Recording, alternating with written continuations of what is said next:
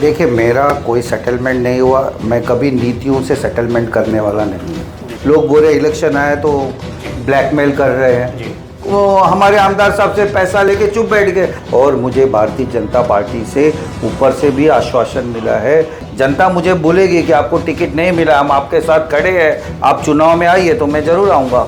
वो पैसा कितना भी चुलावे, लेकिन वोट तो आखिर पब्लिक को ही देना है ना, वोट तो समाज को ही देना है ना।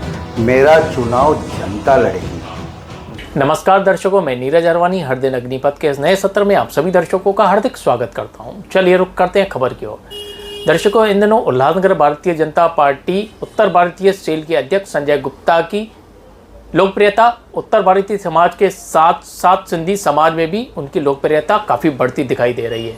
ऐसा ही एक नज़ारा देखने को मिला उल्लासनगर के झूलेलाल मंदिर में, जब संजय गुप्ता वहाँ पे झूलेलाल साहब के दर्शन करने पहुंचे।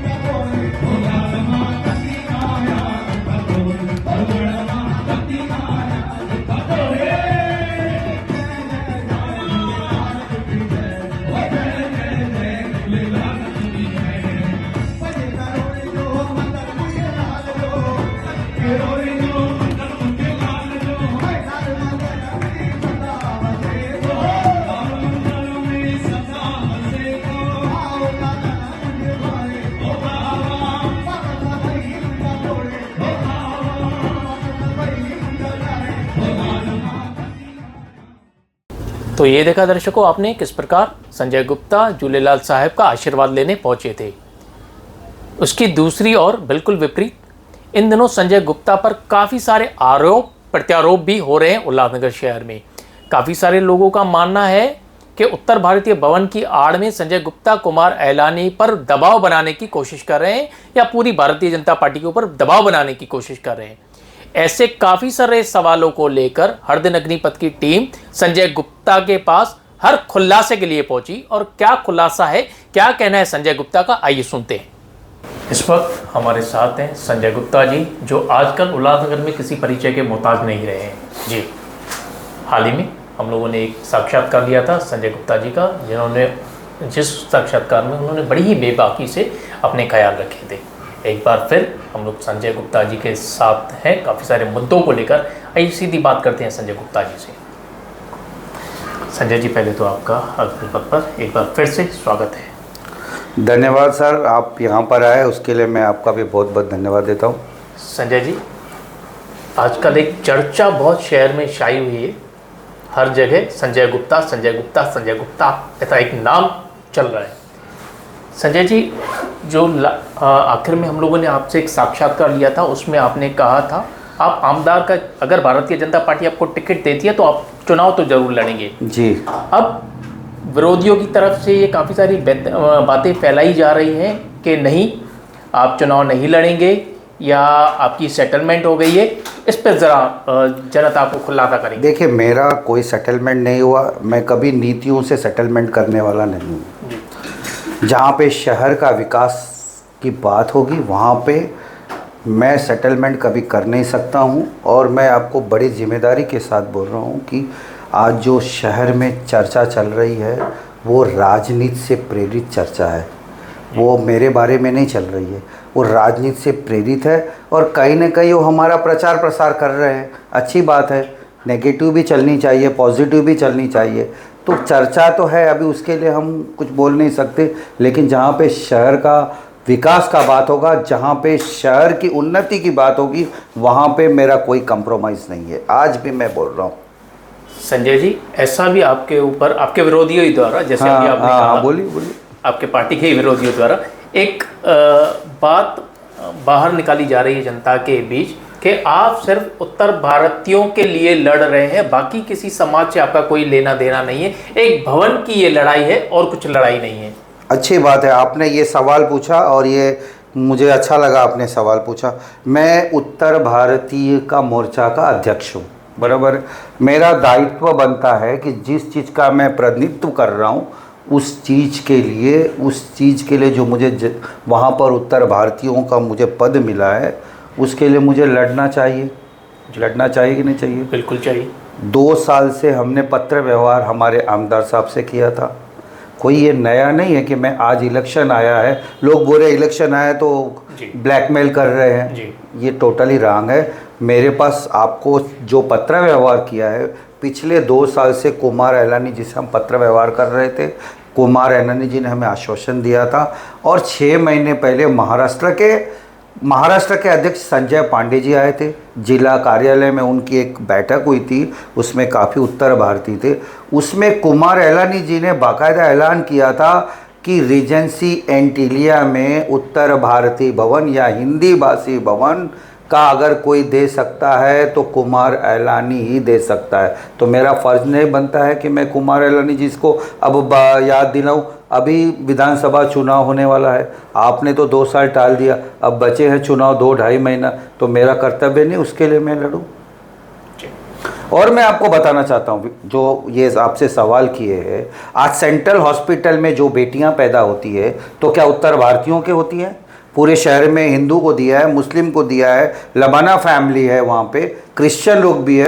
हर घर पे जाके हमने उनको 5,000 रुपया दिया है। वहाँ पे हमने तो नहीं बोला ना कि उत्तर भारतीयों की बेटी पैदा होगी उसी को हम 5,000 रुपया देंगे या सिंधी होगी। मैं पैदा आज मेरे पास फीस के लिए आता है, मैं आपको रिकॉर्ड देता हूँ, उसमें 90% सिंधी बच्चे हैं। 90% सिंधी बच्चों का मैंने फ़ी भरा है। मेरे पास से राशन लेके जाती है, विधवा राशन लेके जाती है, उसमें 50% सिंधी बुजुर्ग है जो बेचारे आज वृद्धाश्रम में चले जाइए आप, मैं आपको बताता हूँ एड्रेस, वृद्धाश्रम में चली जाइए, फारवर्ड लाइन पे जो मेरी वहाँ पे सेवा दी जाती है उसमें हर कौम के लोग हैं, मुस्लिम भी है, हिंदू भी है, सिंधु भी है, उत्तर भारतीय भी है, सब कौम के लोग हैं ना, सब जाति। ये तो क्या है खाली अफवाह। उत्तर भारतीय भवन हमारा मुद्दा था। ठीक है, वो समझ में आता है। आप एक समाज का प्रतिनिधित्व करते हैं तो समाज के लिए आपने आवाज उठाई है, वो एक समझ में आता है। लेकिन जहां पे शहर की बात है, मैंने आपके चैनल पे उठाया था कि ये खड्डा है, इसको बंद होनी चाहिए, लाइट का समस्या बंद होनी चाहिए, मैंने पानी का समस्या जो बंद, तो उसमें क्या उत्तर भारतीय आते? और मैं आपसे पूछता हूँ, उत्तर भारतीय भवन अदर लोग को नहीं, उत्तर भारतीय भवन बनता है तो क्या सिर्फ मुझे ही फायदा है? क्या उत्तर भारतीय लोग दूसरे को वोट नहीं करते? या उत्तर भारतीय उन समाज के लोगों के पास वोट नहीं करते? तो उनको उत्तर भारतीय का वोट नहीं चाहिए? तो आपके कहने का मतलब है हर समाज किसी न किसी नेता को वोट करता है, तो आपके साथ ये भेदभाव वाली जो नीतियां हो रही है वो क्यों हो रही है? आपके ये देखिए, ये सब क्या है, राजनीति से प्रेरित है। मुझे बदनाम करने की कोशिश कर रही है कि उत्तर भारतीयों के लिए भवन की बात कर रहे। अरे भाई साहब, उन्होंने मुझे चुना है, मोर्चा का मैं जिला अध्यक्ष हूँ। अगर उन्होंने भवन के लिए मुझे बोला गया है और पिछले 2 साल से बाकायदा पत्र व्यवहार हुआ है, अगर उसकी मांग मैं इस वक्त नहीं करूँगा तो कोई कहीं ना कहीं ऐसा लगेगा उत्तर भारतीयों को कि इन्होंने हमारे आमदार साहब से पैसा लेके चुप बैठ गए। इसके लिए तो आवाज़ नहीं, जैसा होता आया है।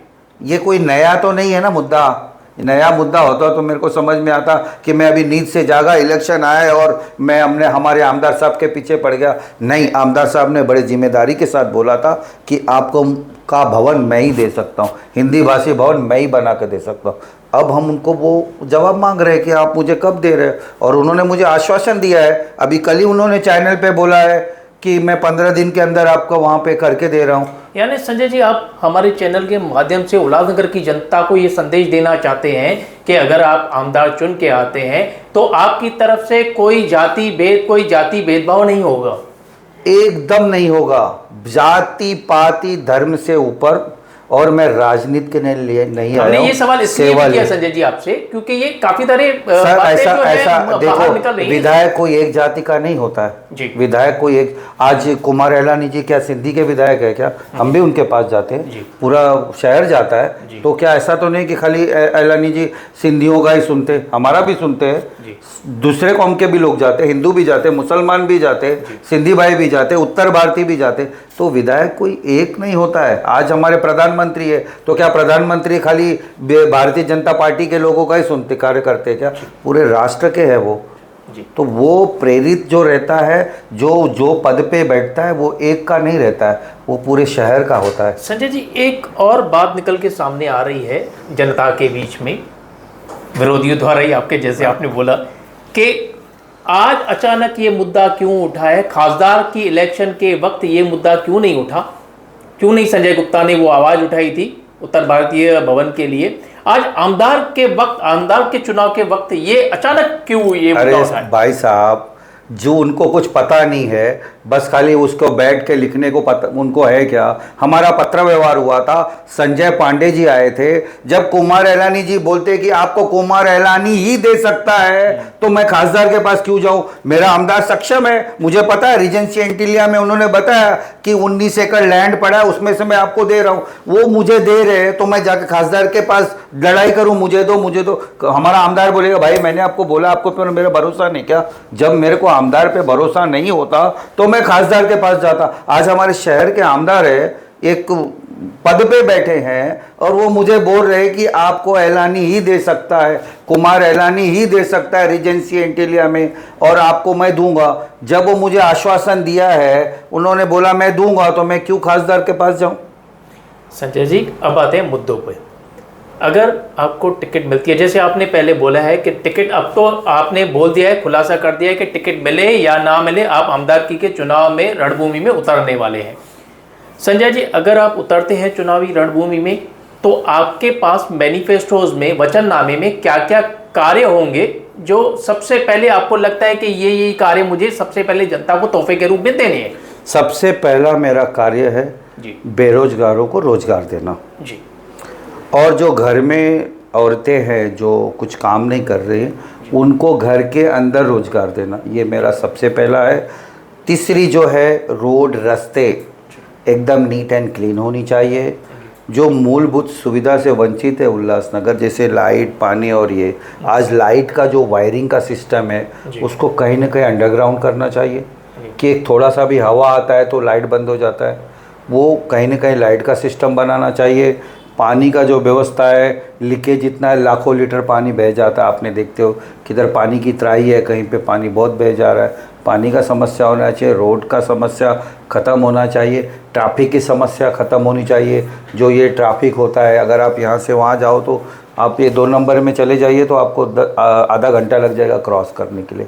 ट्रैफिक की समस्या पे काम करना चाहिए, उसके लिए हमारे पास बहुत सारा विज़न है काम करने के लिए, और मेरे पास उसके पास प्लान है कि किसके तहत, प्लान के तहत काम करना है।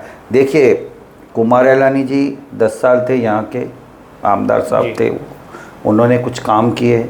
हो सकता है कहीं ना कहीं उनको प्लानिंग में गड़बड़ी हो गया होगा, हो सकता है कि उनको जो ये कोरोना काल आया, 2.5 साल उनका ये कोरोना काल में चला गया, उस टाइम पे उनको कुछ काम करने के लिए नहीं मिला, फिर 2.5 साल में उनको जो ये मौका मिला तो उन्होंने कोशिश किया है, और आज भारतीय जनता पार्टी उनके साथ खड़ी है। ऐसा नहीं है कि उनको हमने छोड़ दिया, खड़ी है। उनकी नीतियाँ अगर सही नहीं थी, हमने आपके चैनल पे विरोध किया कि आपने ऐसा ऐसा काम नहीं किया। संजय जी, जैसे कल आपका एक साक्षात्कार देखा है हमने, आपने उसमें बहुत ही स्पष्ट कहा है कि आप आमदार का चुनाव तो लड़ेंगे जी, पक्ष ने टिकट दी तो भी ठीक है, नहीं तो आप अपक्ष लड़ेंगे, ये कहाँ तक सच्चाई है? देखिए, चुनाव लड़ने की जहाँ बात है, हमने भारतीय जनता पार्टी में अपने बहुत शक्ति के साथ दावेदारी पेश किया है, और मुझे भारतीय जनता पार्टी से ऊपर से भी आश्वासन मिला है कि हम पूरी कोशिश करेंगे कि भारतीय जनता पार्टी इस बार उत्तर भारतीय को टिकट देवे।